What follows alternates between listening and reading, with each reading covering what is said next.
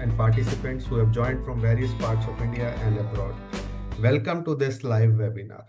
I am Sumit Kumar Madan from Zydus Life Sciences Limited, and on behalf of Zydus, I welcome our guest speaker, Dr. Naseema Gangat from USA, all discussants and participants to this virtual symposium on JAK2 wild-type erythrocytosis concept, differential diagnosis, diagnostic steps, and treatment approaches. Before we commence the proceedings, I would like to welcome and introduce the host and convener for this webinar under the aegis of Mumbai Hematology Group, Dr. Amit Khurana. Dr. Amit Khurana is a senior hematologist and bone marrow transplant physician from Surat in western part of India. I request Dr. Amit Khurana to navigate this program further. Sir, over to you. Thank you, Mr. Sumit. Let me share the screen. Well, very good evening to all of you, and good morning and good afternoon to all others who are joining from the rest part of the world. Today, our guest speaker for the day is Dr. Naseema Gangat from Mayo Clinic, Rochester, USA, and she's going to lecture us on JAK2 wild-type erythrocytosis concept, differential diagnosis, diagnostic steps, and treatment approaches. This webinar, as usual, is brought to you by Mumbai Hematology Group, supported by Zydus, dedicated to life, and very well managed by Perfect Square. I thank Mr. Sumit Madan, Mr. Ashish Kumar, Mr. Rajesh More, and the team from Zydus, Mr. Yash, Mr. Kalpesh, and the team from Perfect Square, Executive Committee of Mumbai Hematology Group, our guest speaker for the day, Dr. Naseema Gangat from USA, all our discussants who are themselves very eminent hematologists as well as medical oncologists, and you participants for sparing a Saturday evening, morning, or afternoon from whichever part of the world you're logged in. Tomorrow, that is Sunday, 8th of February 2026, from 11:30 a.m. Indian Standard Time and 7 a.m. Italian Time, you Dr. Michael Molly from Milan, Italy, speaking to us on the treatment of relapsed or refractory follicular lymphoma. Let me introduce our discussions for the day, and there are a galaxy of them here displayed alphabetical order. I will pause for a while for you to look on all our discussions for the day for very eminent hematologists, hemato-oncologists, as well as medical oncologists all across the country.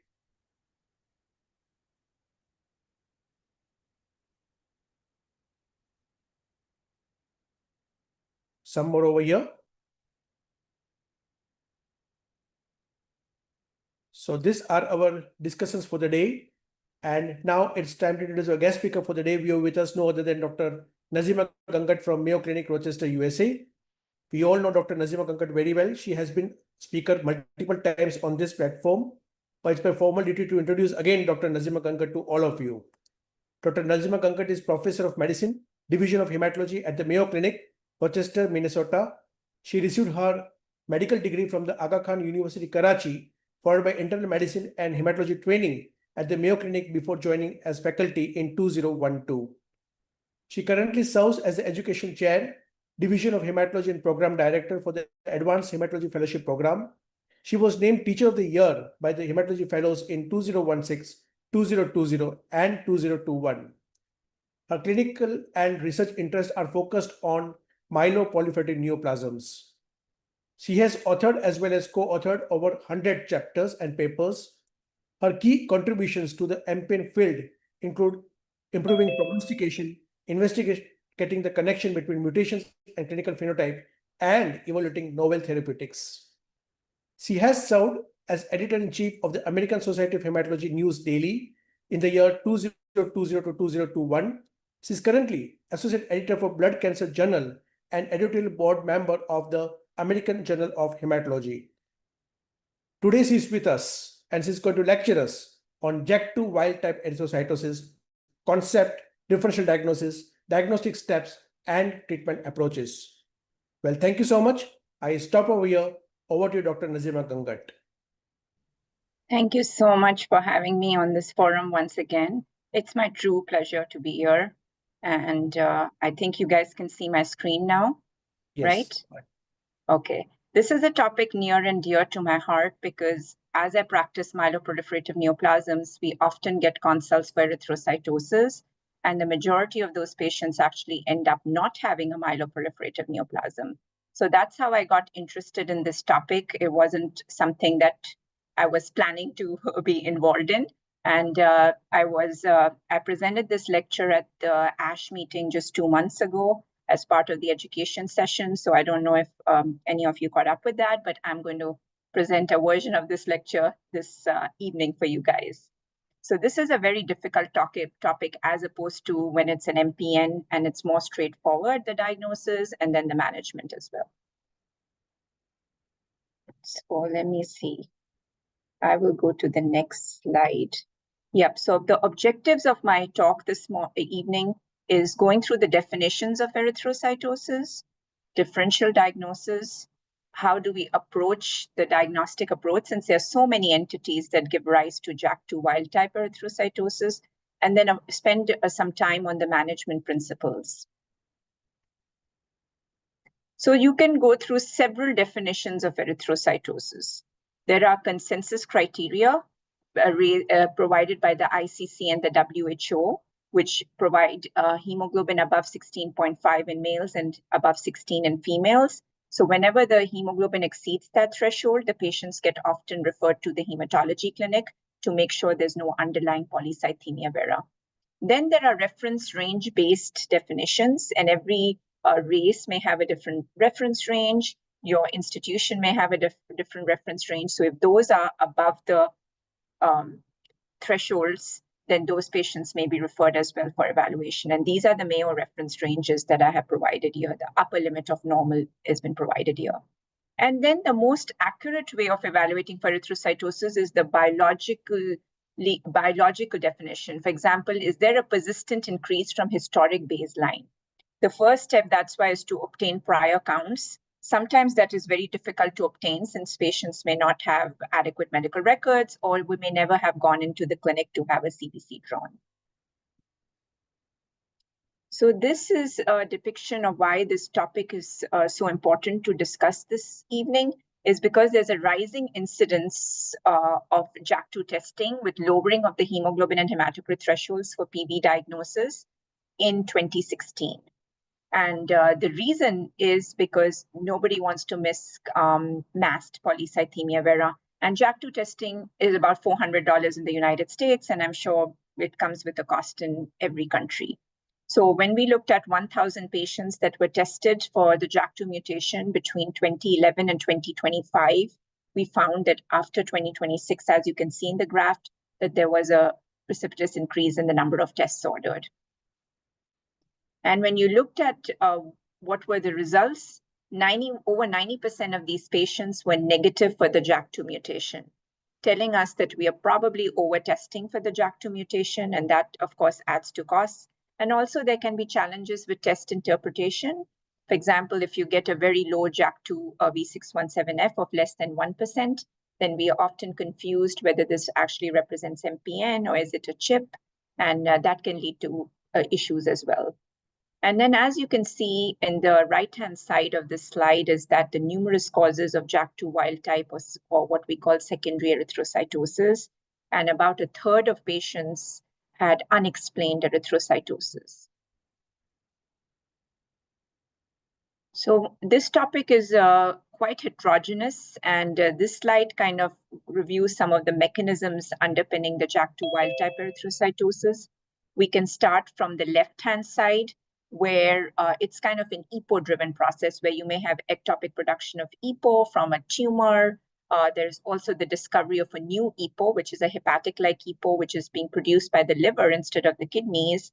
And that is actually a more functional EPO. So it may not necessarily be quantitatively high, but it is a qualitative issue. And then patients who are taking exogenous EPO, as you know, could give rise to erythrocytosis. And then going to the bottom are the oxygen sensing pathway, your HIF, PHD2, VHL pathway. And as you know, that if there are mutations in any of those genes, that can give rise to erythrocytosis, and the regulation of that pathway is through oxygen content. For example, in hypoxic conditions, we will have an increase in EPO production through the activation of this pathway.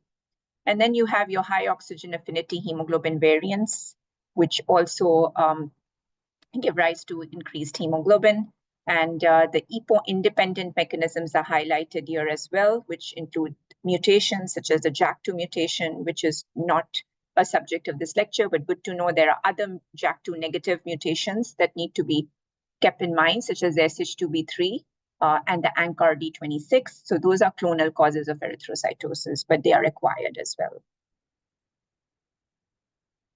So since there's so many different entities that can give rise to erythrocytosis, we do need a systematic approach to make it practical and kind of logistically feasible in clinics. So the first step is, of course, your history, look through the medications. And the most important medications to look out for are testosterone use and the SGLT2 inhibitors, which are ubiquitously prescribed for numerous indications beyond diabetes, for heart failure, for chronic kidney disease, and also your anti-angiogenic TKIs, which are being used for some of the solid tumors. And in your part of the world, the TB drugs need to be kept in mind as well. And then the second step really is to make sure that this is not an apparent polycythemia, meaning that it's not a normal outlier, because there will be a minority of patients who are beyond the 99th percentile of the distribution curve. And then relative polycythemia needs to be kept in mind, but hoping that that has been ruled out by repeat CBC evaluation if there was any of these conditions that had given rise to an erythrocytosis. Then the third step really is to look at your historical records and see, is this chronic or a lifelong process, or is it acquired? Sometimes that is not that easy to tease apart, especially if the medical records are missing. So we'll go through each of these entities, and I'll just be covering some of the major entities. Testosterone replacement therapy in erythrocytosis is a topic that everybody is probably familiar with. The mechanisms are quite multifactorial: increased EPO production through suppression of hepcidin and production of estradiol, which stimulates hematopoietic stem cell proliferation.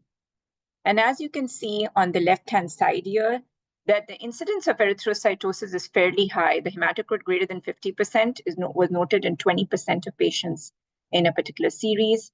There are IM forms and topical forms, and typically erythrocytosis is more profound with IM use rather than topical use.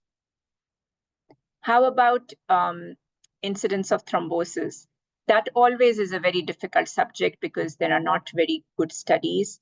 Retrospective studies do not necessarily suggest an association between testosterone erythrocytosis and thrombosis, but there was a large propensity score match study which did show that hematocrit greater than 52 was associated with a higher risk of major cardiovascular events and venous thrombosis compared to when hematocrit was within the normal range.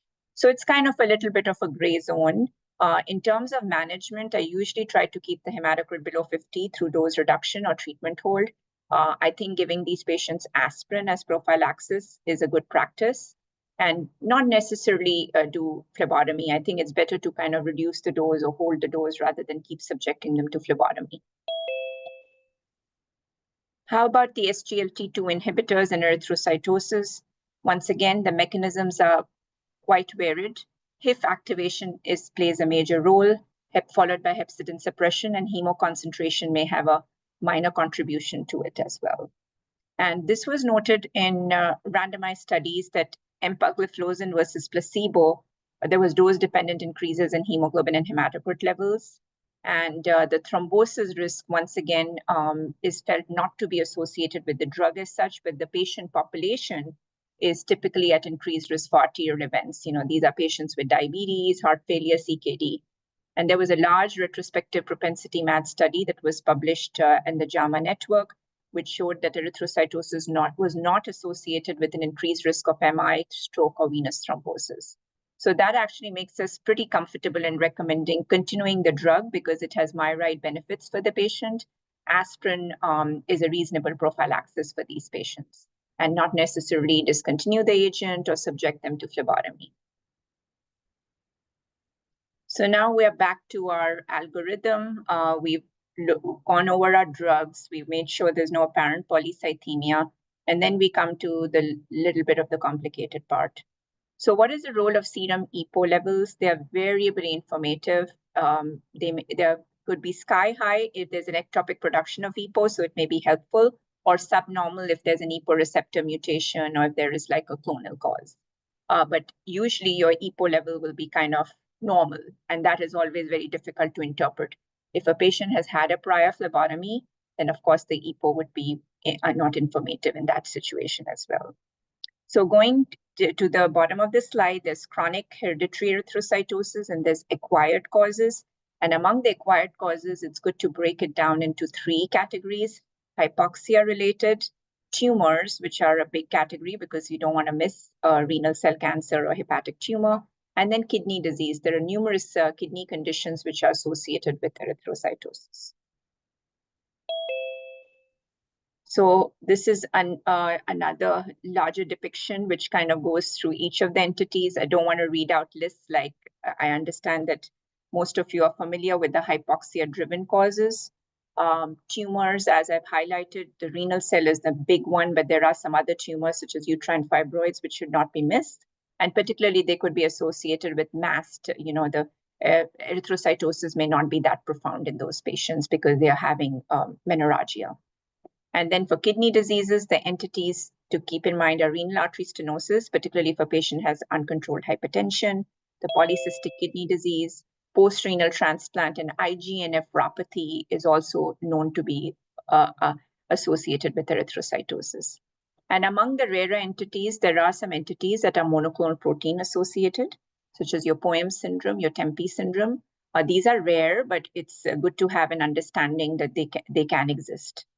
And then the JAK2 wild-type clonal causes, the SH2B3 and the ANCRD26 should not be missed.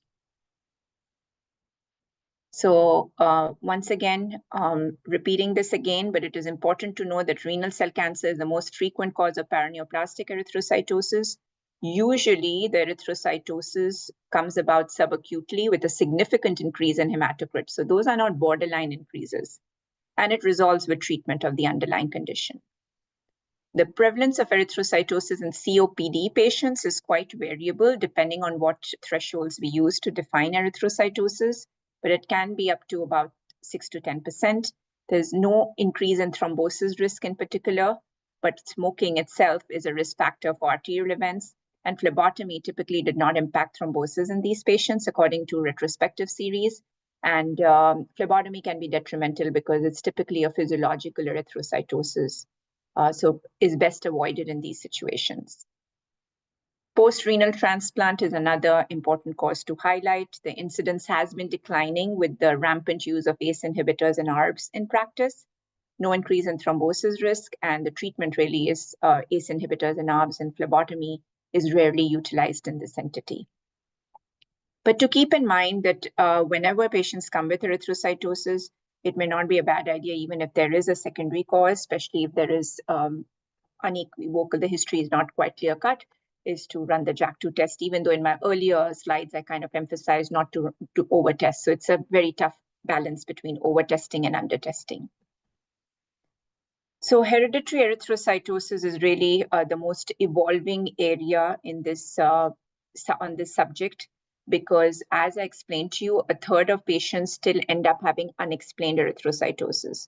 So that's why the hereditary erythrocytosis algorithms are very helpful in making sure we are able to ascribe an entity to why the patient has it. And this is going to be changing in real time as more and more discoveries are made. So I would like to credit our laboratory medicine colleagues, because this is not really a clinical endeavor since they have developed these tests. The first thing you do whenever hereditary is suspected is to make sure there is no high oxygen affinity variant, because that is the most common cause of hereditary erythrocytosis. And you could run your P50 analysis from your oxygen dissociation curve. If it is not available, so there is a calculator from the venous blood gas analysis that can be used too. And at the Mayo, we do not have the P50 test available anymore. And in the US, there is only very few labs that run it. So we are actually doing protein-based evaluation, including capillary electrophoresis, HPLC, and mass spec. So 3 methods to make sure there's no underlying high oxygen affinity variant. And if that captures over 100% of the variants according to the lab experience, they may send the sample for sequencing of the HPA and HPB genes. And once that evaluation is complete, and if they don't find a variant, then they move on to the oxygen sensing pathway gene mutations, your EPOR, VHL, PHT, HIF2, and BPGM testing. And in that certain exons with where the mutations have been described are evaluated through sequencing. And then the last step is really your next generation sequencing. And we have developed a 24 gene panel that encompasses a wide spectrum of genes that have been shown to be associated. And those are much rarer entities, actually, but it does include the EPO gene and, your PZO and a few of the entities that are emerging in the field. So the term idiopathic erythrocytosis needs to be used with caution. As I have highlighted on the left-hand side here, it does not account for your normal outliers, and it could be prematurely used if your diagnostic evaluation is truncated. So as I said earlier, the hereditary erythrocytosis testing at Mayo follows an algorithmic approach because each of these tests come with a cost. So once the high oxygen affinity hemoglobin variants are ruled out, then we go on to the oxygen sensing pathway, and then your Sanger sequencing for the BPGM and VHL, and then the expanded panel. We are planning to move away from the oxygen sensing pathway isolated gene evaluation just to the NGS panel after ruling out high oxygen affinity variants, but it has not come live yet, but it's expected later this year. So the high oxygen affinity variants in erythrocytosis is the most important to review for the hereditary entities. And the most of them are variants in the beta gene. And not all patients with high oxygen affinity will have erythrocytosis. Only a third of the patients demonstrate it. And we did have a small study published a couple of years back in which we looked at any correlations with hemoglobin hematocrit levels and thrombosis or symptoms and did not find a correlation. And in a larger systematic review, there was found to be a correlation between higher hemoglobin and thrombosis, but these are difficult to interpret because there could be other risk factors for thrombosis in the patients as well. What about the role of phlebotomy? The phlebotomy can be used to relieve symptoms in these patients, but it did relieve symptoms in less than half of the patients, but did not correlate with thrombosis. But the adverse effects were seen in a third of patients, particularly related to iron deficiency. And in the larger systematic review also did show that the phlebotomy did not modify thrombosis risk in this population. So now moving on to your oxygen sensing pathway variants, the most well-characterized of these is the CHUASH polycythemia. It's prevalent in just certain parts of the world where it gets its name from. CHUASHIA was the main region. There is loss of function of the VHL gene. It's an autosomal recessive condition, and there is a high propensity for thrombosis in this entity, higher than even polycythemia vera when they compared it to PV patients. Hematocrit was not found to be associated with thrombosis, and phlebotomy was not protective in these patients. There have been case reports of the use of ruxolitinib and belzutifan, which is a HIF inhibitor, which did improve your hemoglobin hematocrit, and it's hard to know what kind of clinical benefit those cases had. Then your HIF gene variants, autosomal dominant, gain of function mutations. Once again, propensity for thrombosis has been described. It can be associated with neuroendocrine tumors and pulmonary hypertension. So doing a thorough history and making sure you screen for these entities may be warranted depending on the case. Once again, phlebotomy was not protective, and the role of aspirin, which is like common sense to have these patients take aspirin daily. The PHD2 variants, once again, even less is known. Thrombosis risk is poorly defined. Optimal management really is unclear, and I think it's reasonable to suggest aspirin, but not sure that phlebotomy really helps any of these entities. Going to the EPO-R variants, once again, the incidence for these variants is fairly low, but these are autosomal dominant. So if you find a case, there will be a family history typically. The thrombosis risk is moderate. There is subnormal EPO. This is one of the entities for which the EPO is subnormal. So that's kind of a tip-off when your EPO is subnormal to look for EPO-R if there is no underlying clonal cause. Sequencing is the way to diagnose it, and aspirin with or without phlebotomy lowered thrombosis risk in a series that was published. But most of these data are from case series and case reports as to the management. For your EPO gain of function mutations, these are newer entities. A hyperactive hepatic-like EPO is produced. When you check your EPO level, it's normal. So that's why sequencing and qualitative analyses are required.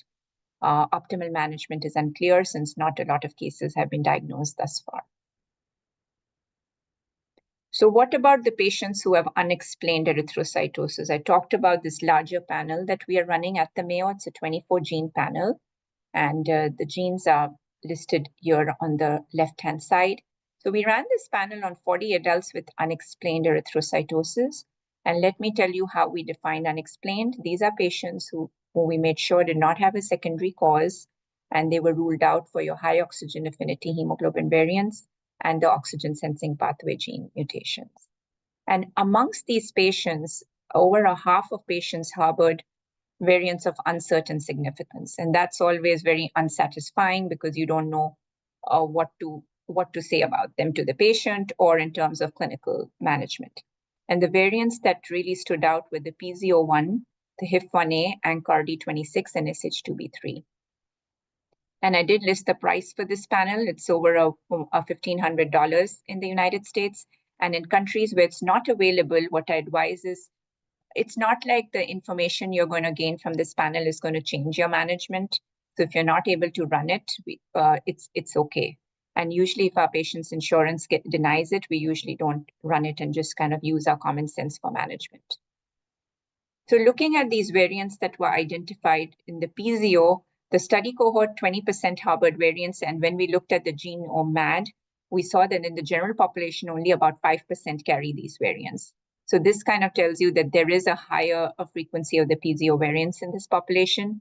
With the HIF1A, actually the study cohort in the general population was quite similar, suggesting that those were probably polymorphisms, and we don't want to read too much into those abnormalities.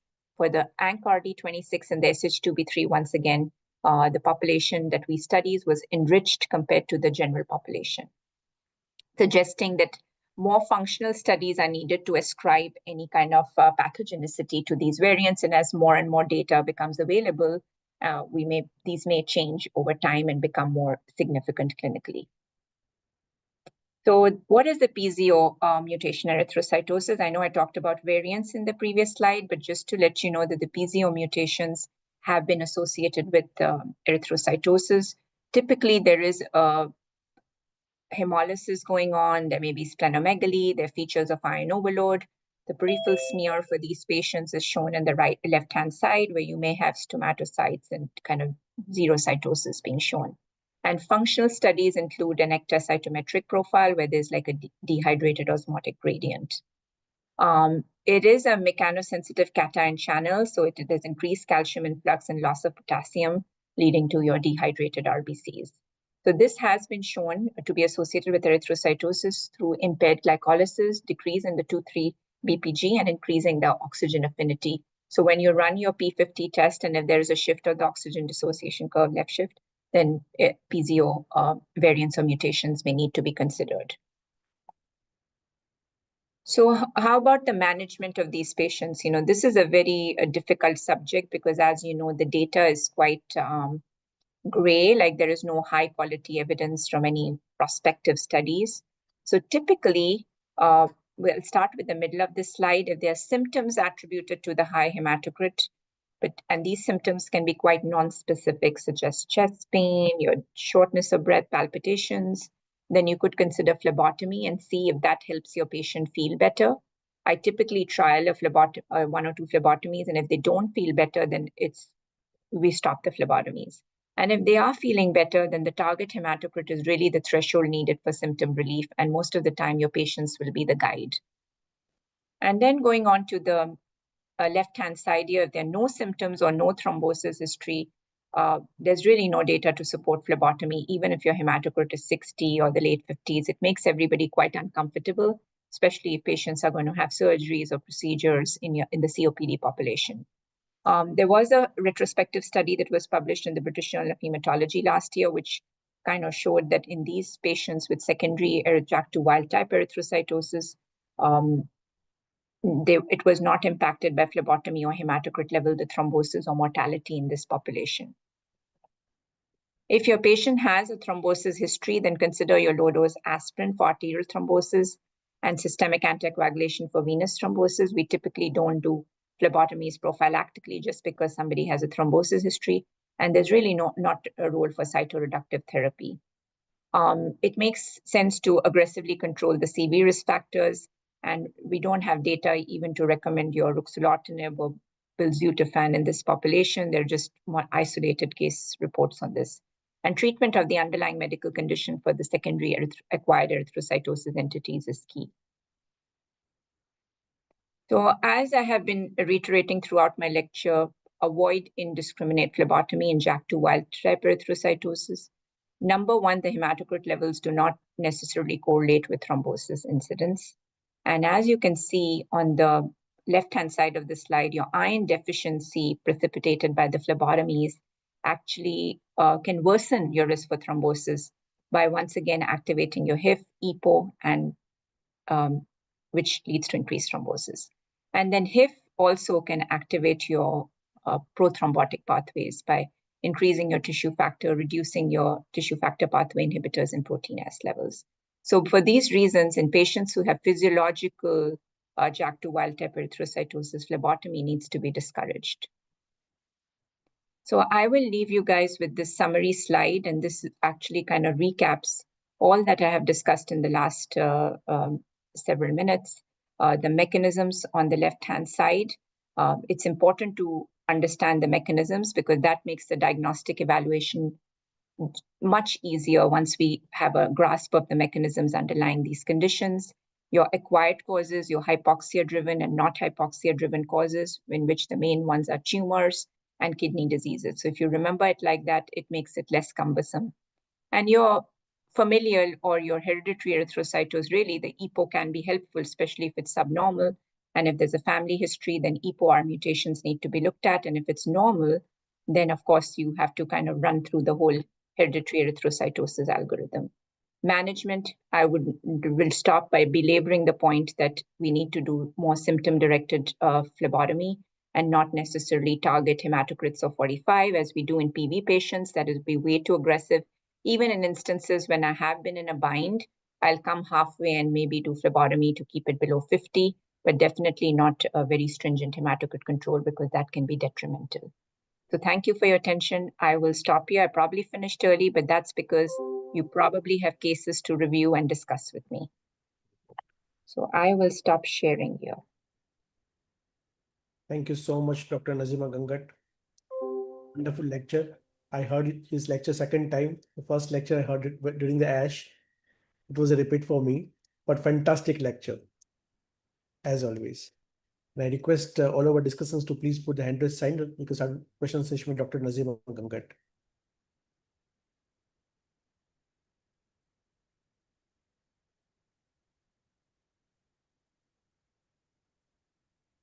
Yes, Dr. Gopinathan.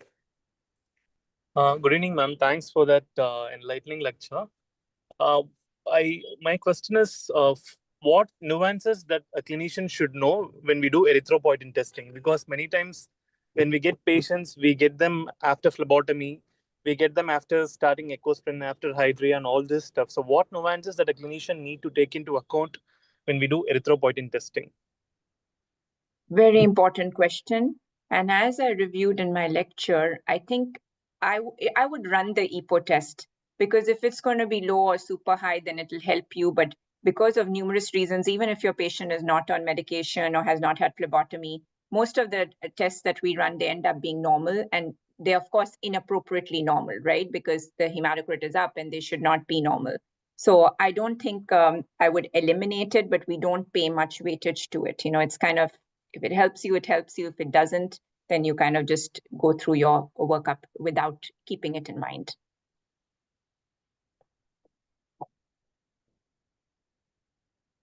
Any other question, Dr. Gopinathan? Well, Dr. Roshni Pandey, your question, please. Dr. Roshni Pandey. Yeah, 1 minute. What is the role of bone marrow testing? Another very important question. I didn't even mention bone marrow biopsy, but we do know that quite a few patients do get subjected to it. Even in the US, we'll get patients because it depends on your suspicion for MPN, really. I think most of the time when people go into it. So I think we can confidently rely on our non-invasive JAK2 testing, peripheral blood JAK2 testing. So if you're exon 12 through 15, and make sure you've checked all the Oh, irrelevant exons, because not just the V617F, because you could have a small percentage of PV patients hiding. And then if you run a peripheral blood NGS, for example, if you are suspicious for SH2B3 or your ANC-RD26, which is actually associated with the thrombocytopenia as well, you could do a peripheral blood NGS. So I think the only condition in which I would do a JAK2 test is if the EPO is subnormal, okay? And we talked about how EPO is not a very good test, but in the case that it's subnormal, your JAK2 is completely negative, and you don't have an EPO-R, and you're like, what is this, right? So that would be a situation where I may dig a little deeper, like, is any of the mutations falsely negative? So to see if there are features of a myeloproliferative neoplasm. And what about how far should we push for testing? And when should we just wait and watch if the patient is asymptomatic? I mean, you need to reassure the patient. So how to do it? Yes, another very important question, because patients don't leave happy, right? When you tell them we haven't found a cause, they are, even though you tell them not to worry, and I try to tell them, oh, this doesn't really increase your risk. I think the limit of testing I typically do is at least do your OSA screening, make sure you get an abdominal ultrasound, and if we are suspecting your hereditary entities, at least get the high oxygen affinity and your oxygen sensing pathway. So once that is done, I think it's enough. I don't necessarily think we need to dig into more larger panels and, things that are evolving, because those are not actionable. Like I reviewed with you, even at the Mayo, when I run this panel, what do I tell the patient? I still tell them the same thing, right? And I think the main thing is to assure the patients that you're going to continue to follow them. I feel like when, as a hematologist, when we just release them back to their primary care, even the primary care gets very worried, then they keep referring them back. Well, now the hematocrit has jumped up to 60. So as long as you're doing follow-up within hematology, I feel the patients feel a little bit more assured. The use of aspirin is if you are concerned that you're missing out anything, I think if there's an older patient with CV risk factors, baby aspirin use is a reasonable thing. And I guess it is a difficult, and that's why we have to be thorough, yet have the way to also communicate with our patients what we are thinking and how to reassure them. Very good point, Dr. Roshni. And is there any particular age at which you suspect hereditary versus acquired? I mean, another age of very good presentation. question. Yeah. I don't think we go by age, because I'm an adult hematologist, so my practice is all focused on adult, because there could be patients who are going undiagnosed, and even in countries like the United States, right? You don't have good historical records and stuff. So if I'm not able to find a secondary acquired cause, I do run the testing for hereditary as well. So I don't go by an age cutoff, actually. And any precautions to be taken, like we said, stop smoking. So what are the preventive things to tell a Agreed. patient?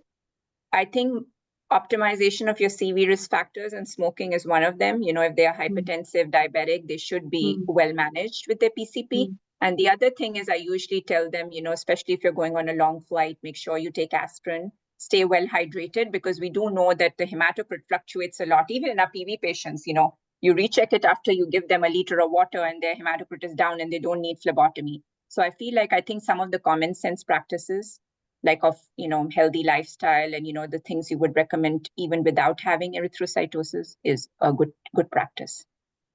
Thank you so much. Thank you, ma'am. Dr. Nakul Tikare, question please.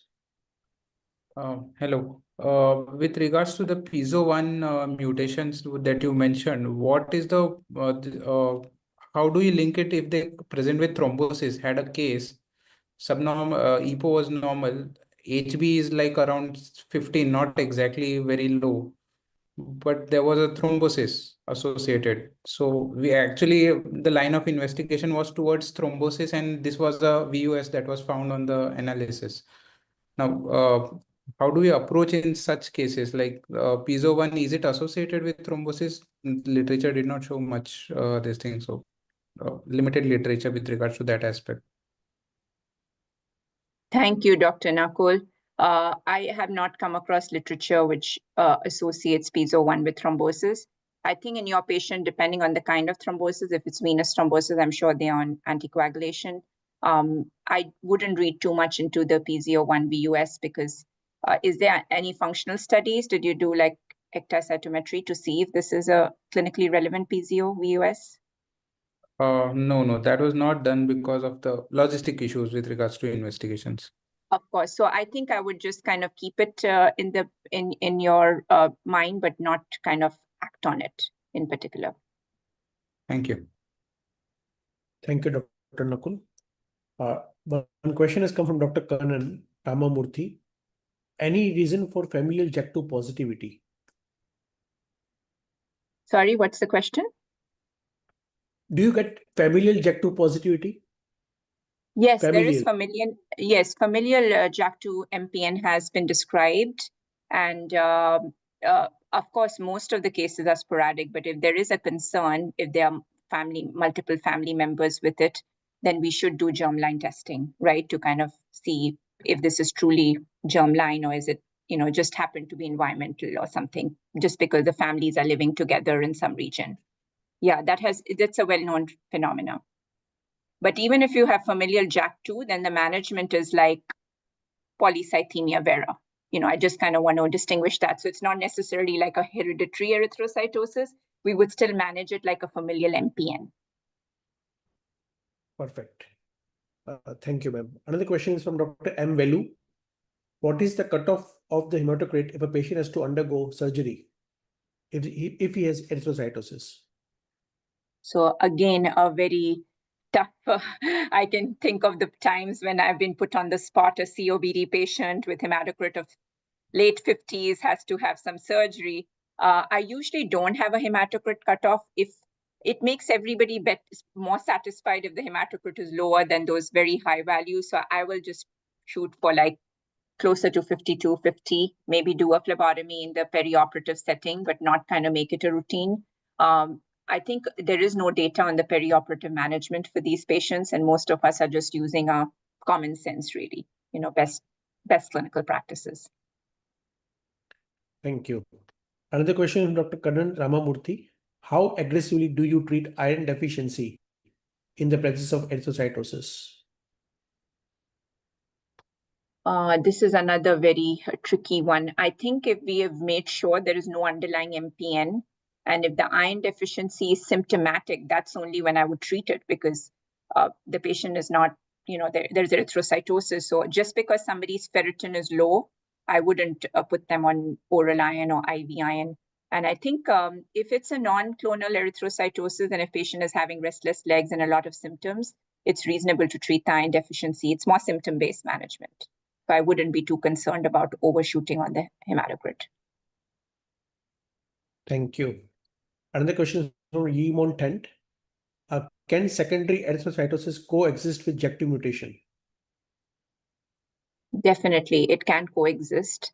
And that is why I think I kind of said that, even though I started out by saying, let's not overtest. But it is important, most of the time in the US, at least, we are overtesting, but that's for a good reason, because it can coexist, especially SGLT inhibitor use. Just because a patient is on it and they have erythrocytosis doesn't mean I stop there. I'll make sure there's no underlying MPN. So it's good to kind of, because it's peripheral blood testing, it's not difficult for patients to undergo, and it's available in all parts of the world, the JAK2 testing. So I tend to overtest than undertest. So even if somebody has OSA, I think it's good practice to send off your JAK2 just to make sure there's no two things going on. Thank you. Another question she has is, how do you distinguish between polycythemia vera from masked PV? We talked about, right? The JAK2 test will help you. And when there's masked PV, that's why they brought down the hemoglobin hematocrit thresholds. But you may have other features of PV as well, right? Patient may have some pruritus, some erythromelalgia. It may or may not be present, but I think we need to have, usually we don't really check for JAK2 testing unless it exceeds some of those thresholds. But you can see the patient's trend as well. The historical baselines are very important here.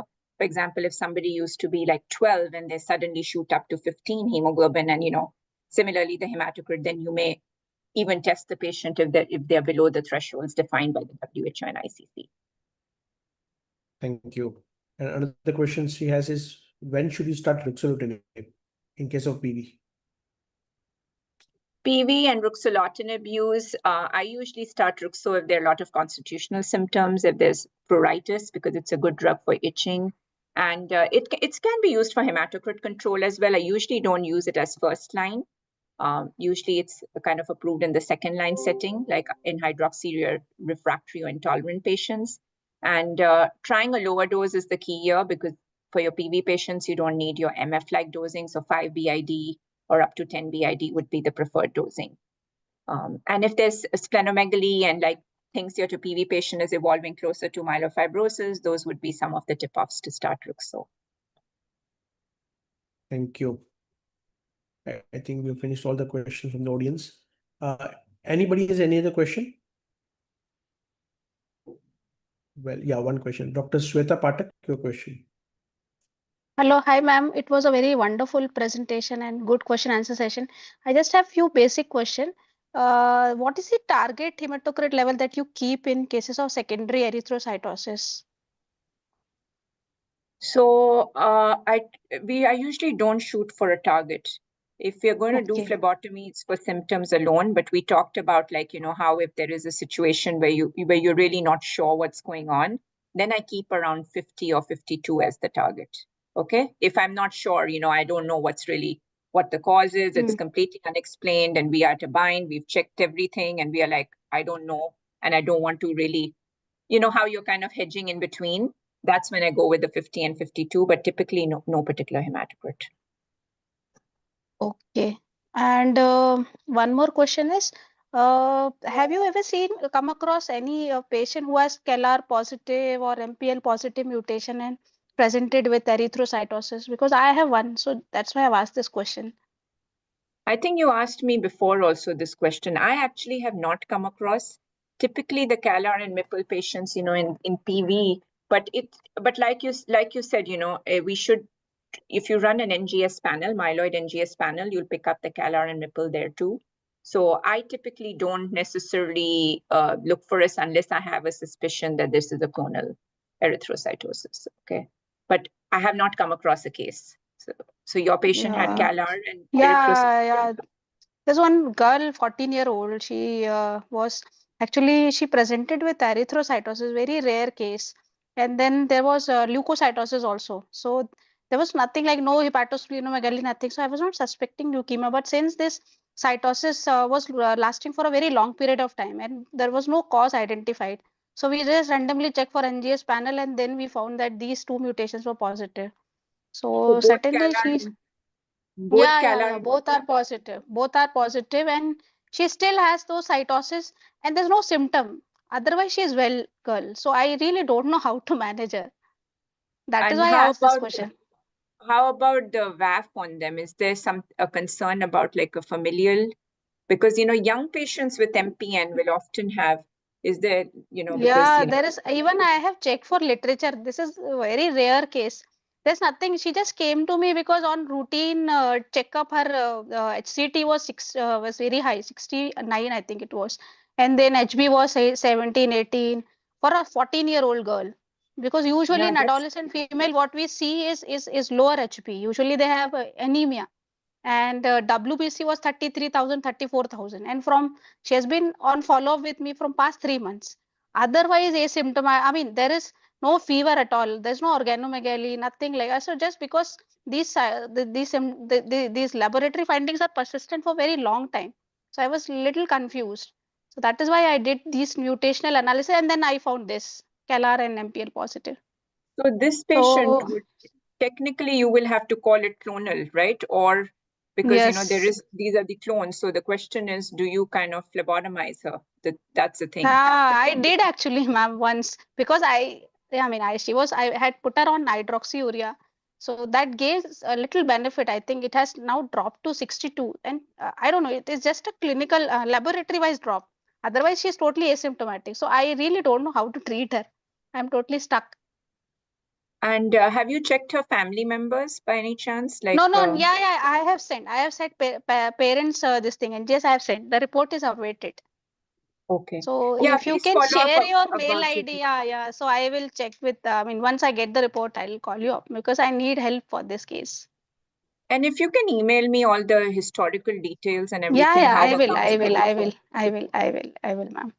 And yeah, there's one very simple question. I mean, if you know, is the thrombosis risk same in both polycythemia vera and secondary erythrocytosis? I mean, is there any difference in the thrombosis risk, So you or asked is me it another say, question is difficult because secondary erythrocytosis has many entities. So we have to yeah, look at the thrombosis I risk think for it's, each of the yeah, entities. correct. Yeah, Mm, so for yeah. most of your secondary acquired causes, there is no increased risk of thrombosis like your medications and your kidney cancer and all that kind of stuff and your COPD. But if you look at some of the hereditary entities like your CHUVASH and your HIF mutations, there is increased risk of thrombosis. Basically, it depends on the etiology, right? Exactly. So that's the Okay. difficulty about this subject is it's very vast because it's not one disease, When you talk about PV, the lecture is easy because it's one disease. Yeah, true. Understood. Thank you, ma'am. I need your help for this case.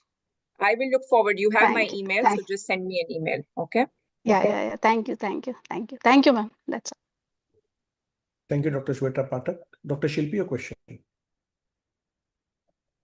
Thank you, ma'am, for the wonderful lecture and enlightening discussion. I just have one doubt in my mind. So you spoke about the hyperactive hepatic-like EPO. How frequently are you doing it? Because I don't think in India we are doing it routinely by isoelectric focusing. So what is the absolute indication when we should be asking for it? So we are not doing the isoelectric focusing at Mayo either, but we are sequencing the EPO gene. That was in the Okay, ma'am. expanded panel that I presented. So like I told you, I'm not doing it in all the patients. I have still not diagnosed any patient with it. So Okay. if your patient has unexplained, like, you made sure there's no secondary acquired cause, you've run through the common hereditary causes, that's when it would be indicated because the incidence is not very high. As you know, these are very isolated case series that have been described. Okay. Thank you, ma'am. Thank you, Dr. Shilpi. Dr. Roshni Pandey, ma'am, your question, please. It's by mistake. Right, okay. There is one question which has come from Dr. M. Velu. A patient presenting with myocardial infarction and has a hematocrit of 60%. How would you manage? Another very important question you put on the spot. Patient is admitted to cardiology and they have this. I usually, because the JAK2 test won't be available right away, or if I don't know what's going on, I do recommend phlebotomy here, just to be on the safe side, because I don't know what's going on. I'm presuming this is like the first presentation and you're going to take, in our center also, it takes at least 2-3 days to get the JAK2 results. So I would kind of manage it like an MPN and, at least maintain a lower hematocrit.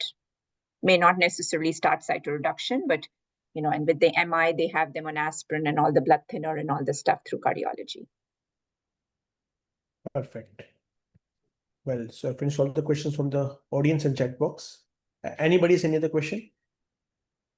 Well, in that case, if nobody has a question, I want to just bring out one point that I had not covered in the lecture is patients who have, for example, if you're running your NGS panel and the patient had a DNMT3A mutation and then has erythrocytosis, what do you call it?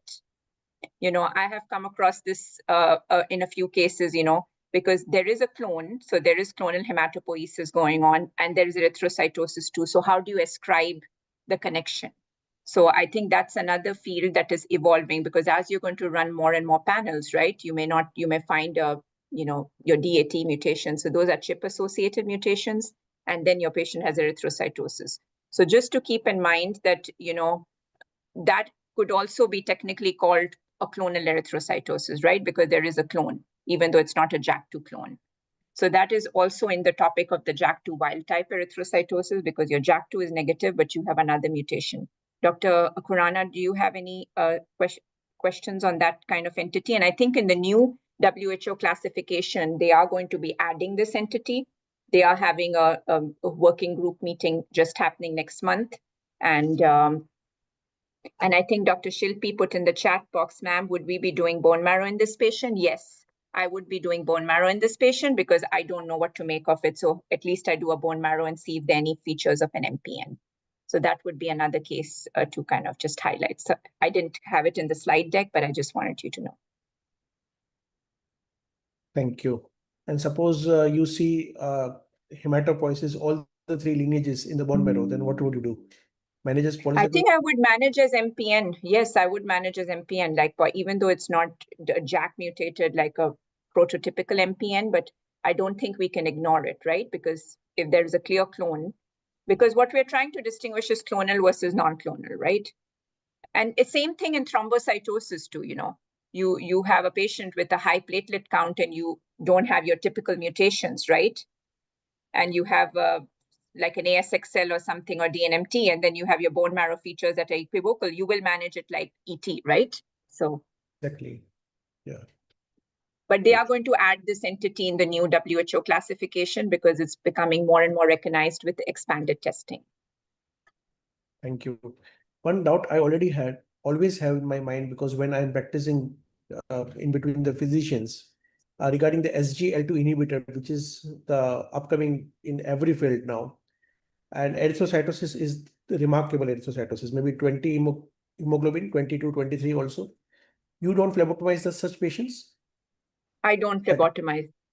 I don't, because I mean, the data is also that they are, you could reduce the dose because we do know it's a dose dependent phenomena. I wouldn't necessarily, and those patients should be on aspirin anyways, right?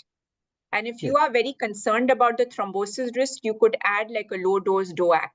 You could do Eliquis 2.5 BID because, even in PV, we know if patients are on anticoagulation, I'm not that religious about the hematocrit below 45 because that protects them, if they're taking anticoagulation. Perfect. So aspirin 75 with apixaban 2.5 BD.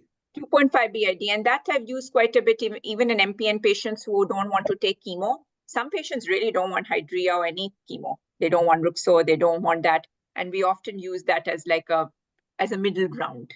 And it's actually pretty effective, actually, Thank you. Yes, ma'am. Dr. Roshni, ma'am. I wanted to ask, after excluding all the common causes, does one need to actually do this myeloid NGS panel? It's not in my diagnostic workup. It's only if you are suspecting like there could be like a clonal acquired cause. It depends on your suspicion as well. It depends. For example, if your patient has thrombocytopenia and some leukocytosis and you like, oh, is there an ANCAR-D26 hiding? If your EPO is subnormal and is there an SH2B3? So you may run it because the myeloid NGS panel covers these mutations as well. So it doesn't have to be done in every patient. I think it has to be looked at in a case-by-case basis. Thank you. So in a real world practice, should we put a full stop after ruling out the secondary causes, high oxygen affinity hemoglobin variants, and obstructive sleep apnea? Full stop there, or should we investigate further? I think that is an enough full stop.